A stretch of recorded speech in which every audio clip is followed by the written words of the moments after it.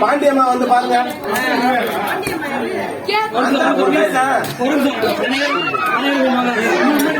பாண்டியம்மா அப்படியே தூக்குறாங்க. இல்ல இல்ல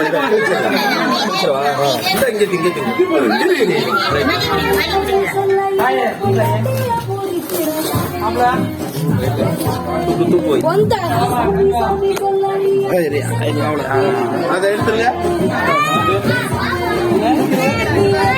அப்படியே